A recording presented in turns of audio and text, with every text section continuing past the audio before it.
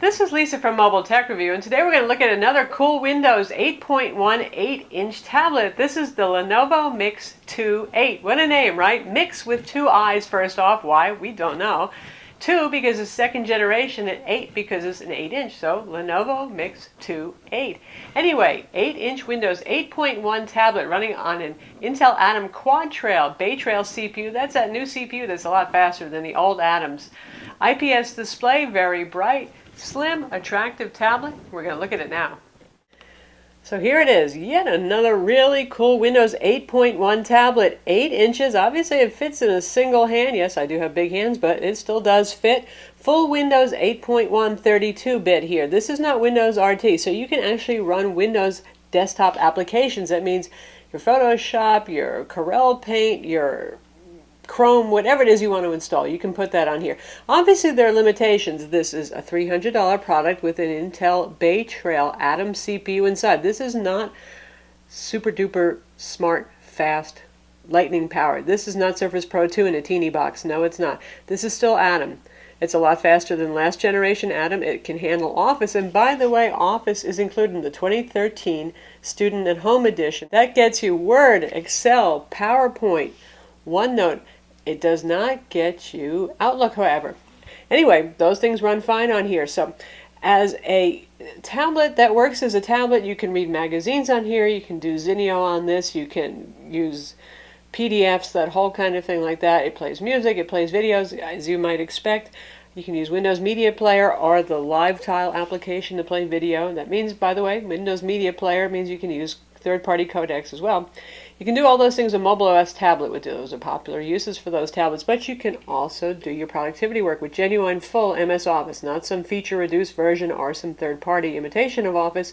It's the real thing for those of you who are Office lovers. You can install any browser you want on here, Chrome, Firefox, Flash Player is built into the operating system. You want to install QuickTime or any other browser plugin, you can do that too. So that's the appeal of this over an Android or iPad tablet. That said, it's a whole lot like the Dell Venue 8 Pro that we recently reviewed. Also $299, also Windows 8.1 Intel Bay Trail Quad-Core Atom tablet. In part, it's going to be which brand you prefer. Some people love Lenovo, some people love Dell. And by the way, Toshiba has their Encore, for those of you who are Toshiba fans. And Acer has the Iconia W4 that replaces the last gen W3 that was kind of meh because of the display and the last gen Intel Atom CPU. So there's going to be a lot of competition at this same price point and size. Well, let's take a look around. 1280 by 800 IPS display. Again, that seems to be standard for these Tier 1 brand 8-inch Windows 8.1 tablets. Very nice, very sharp display, just like on the Dell. Very bright also, 400 nits. Where the Dell has auto brightness set to basically make it too dim to see, this one by default is actually kind of too bright out of the box. Interesting that. Very thin, 0.33 inches. It weighs 0.77 pounds. That's about an ounce and a half lighter than the Dell Venue Pro 8, so not a huge difference there, but a little bit of difference. Not a bad looking tablet. Where Dell goes for that rugged kind of rubbery cover, Lenovo and also Toshiba with the Encore go for that kind of faux metal look, and that's exactly what you got here with a whole lot of stickers on the back, a little strip of metal on the bottom over there. Your speaker is here. Now Lenovo says this has stereo speakers. Maybe they're playing the Asus Transformer game where they said they had stereo speakers, but they put them side by side in one little grill, so there was no separation. I have not taken this apart. It's a sealed unit, so I can't tell you if there's 1 or 2 drivers in there, but suffice to say the sound comes out of only this one spot right there. 5 megapixel camera unadorned. They're not really bragging and putting any labeling on that. Up top we have our 3.5 millimeter combo audio jack headphone mic. I suppose top is a relative term since you can use this in both portrait and landscape modes. There's our power button. This is our volume rocker. Here is our micro SDXC card slot. There will be a 3G version with a SIM available as well, so obviously there's enough room right there for a micro SIM as well if they're going to put in a slot. This just has a blank placeholder.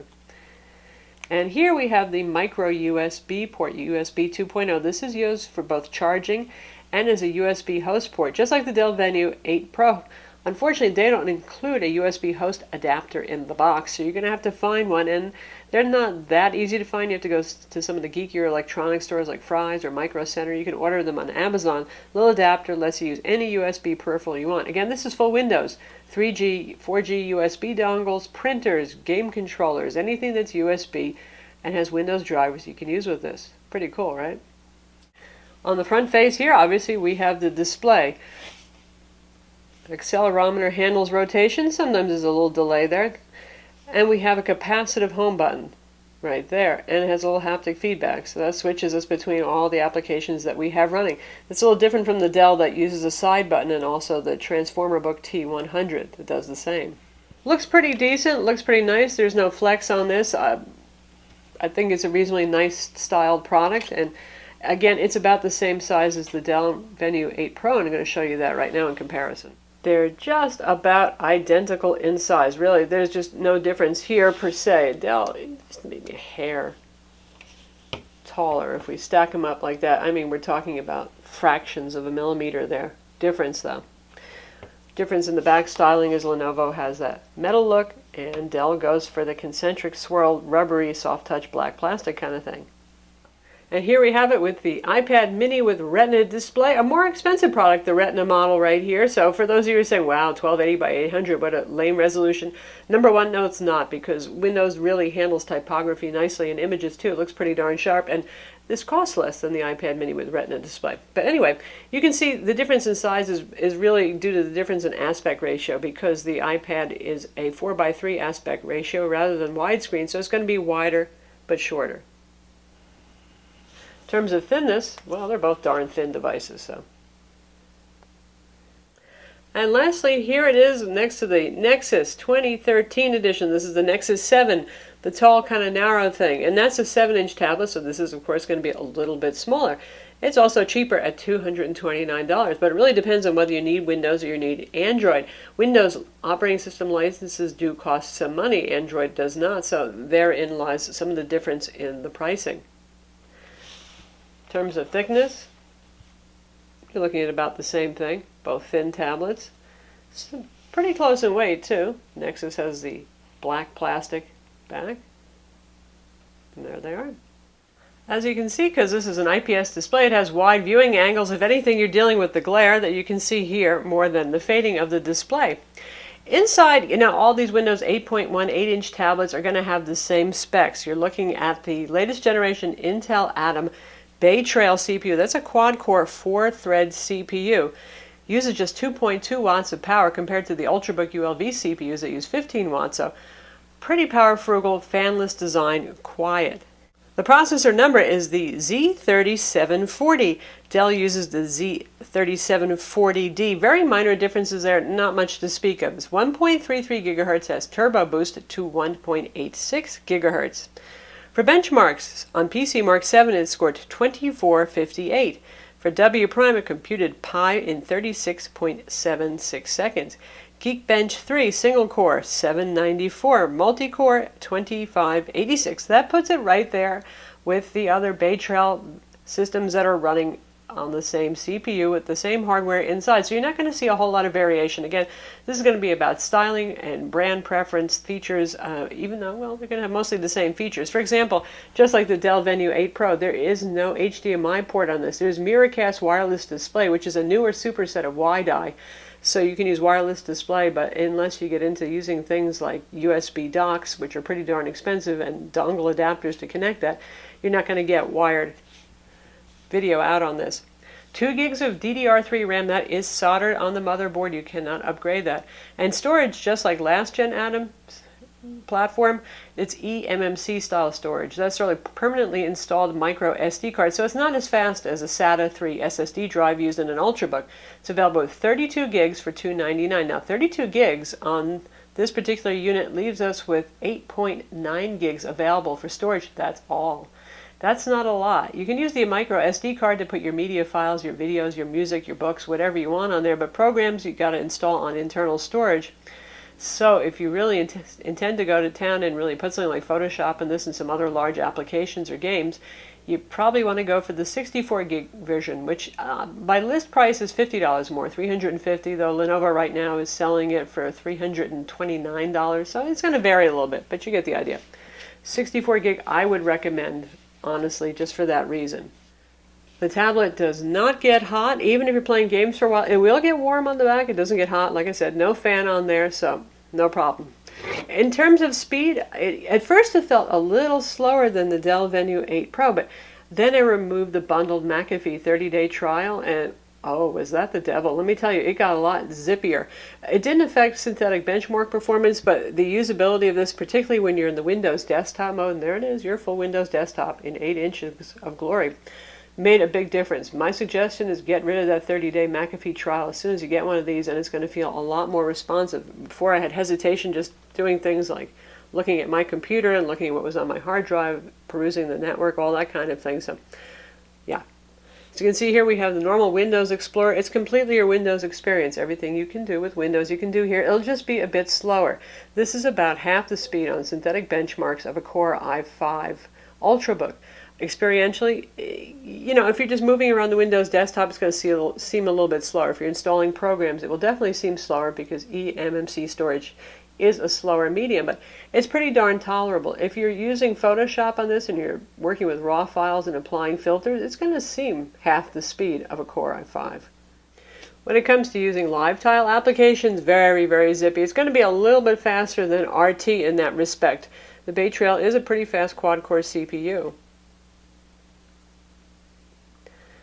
If you're wondering how the screen looks, we're going to take a look at the news application because Microsoft does a beautiful job of handling that. In fact, we'll look at the sports part of the news section. So really nice, sharp-looking, good colors on this, reasonably good color gamut. This is not like a 100% sRGB kind of display, but it's at about 60% of sRGB, so that's pretty darn nice. It's pleasing, it's bright, looks good. Speeds all around are quite good. Metro games, no problem on this. If you want to play your Halo on this for Metro, just fine. Now, if you want to play something like Civ on this, I know some of you have been talking about that a lot. And Civ is a fun game, Civ 5, because it actually supports touch for input. You know, yes, you can get it to run, and you can run it at low resolutions, which is certainly advisable because Intel HD graphics on this is not the sharpest knife in the box, shall we say. But the thing with games like Civ is it's very CPU intensive. So you'll notice as the game progresses, your turns take an awful long time. World of Warcraft on really low settings, yeah, okay, you can do that. Minecraft, you can do it on that, but you're not going to be playing Battlefield 4 on this. This is not meant to be your main PC in general for those kinds of reasons. Now we're in desktop mode right here. We're using IE. We could also use Chrome. IE Internet Explorer actually has better touch support, so I prefer using it on touchscreen models like this. And we're going to test out video playback and listen to how that mono speaker sounds. And we'll go to our Dell Venue 8 review. And you can see how quickly web pages load. This has dual band Wi-Fi. It's made by Broadcom, by the way, and Bluetooth 4.0. We've had good data speeds and good reception. Not quite as good as the Qualcomm Atheros Wi-Fi in the Dell Venue 8 Pro, though. At any rate, quick experience, certainly quicker than some mobile OS tablets. And on the front we have a 1.2 megapixel camera. And now we've got it going 720p okay. YouTube video. Speaker is at 80%. Skype, which of course is now Microsoft product. Not too bad. Got that. Notice there's no HDMI, no micro HDMI on this. You can do wired. Flash player controls are a little bit hard to control with the finger because they're kind of teeny, but it does the job. So not a bad speaker, but that is at 80% volume so far. Not as loud as the Dell Venue 8 Pro, which has one loud, rich, and full speaker by 8-inch standards. Competes fine with the iPad mini speakers for sure, though. And now, because this is a regular desktop environment, I'm just going to minimize my browser window right here. We're at the desktop, and we're going to plug in a USB hard drive. And also, by the way, because this is full Windows, we've just used the control panel to change our desktop pattern because Lenovo's default stones is so white, it's throwing off the metering on our camera. Anyway, here's a Western Digital Passport 2.5-inch portable hard drive. This is a USB host on-the-go adapter, the kind that I wish I would include in the box because a lot of people probably won't know how to hunt one of these down. But anyway, this is what you need to use USB peripherals with this device. Plug the hard drive into that and then plug this into the USB port up top.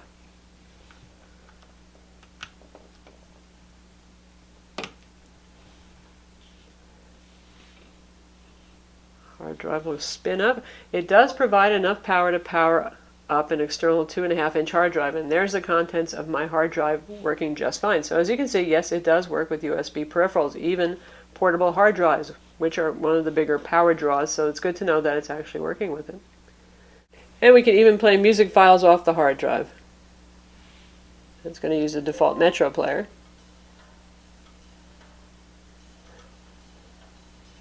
Not as loud as our YouTube video. MP3s often aren't as loud as video.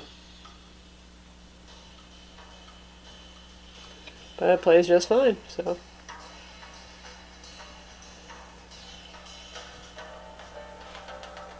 The tablet has a front 2-megapixel camera. Most of you are probably going to use that for Skype, and it's pretty decent. It's a little higher resolution than average. Often we see like 1.2 or 1.3 megapixel. 5-megapixel rear camera. So far on these Windows 8.1 8-inch tablets, they haven't been the greatest cameras. Lenovo's a little bit brighter in terms of the photos that it takes, but still pretty basic. I don't think you're going to be using this as your replacement for a point-and-shoot or for your smartphone camera.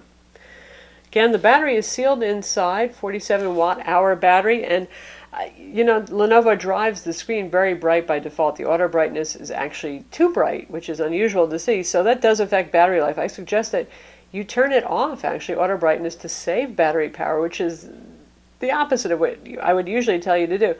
You'll get better battery life. With auto brightness on, I actually was only getting about 6 hours of battery life. Once I turned that off and managed brightness myself, I was getting up to about 7. So it's around the same as the Dell Venue 8 Pro. Once again, a little bit shorter. You know, they have a slightly different capacity battery. Lenovo's just ever so slightly smaller, but within reason, pretty similar. So you could go about up to 7 hours on a charge with this without going to really crazy low brightness settings and that sort of thing.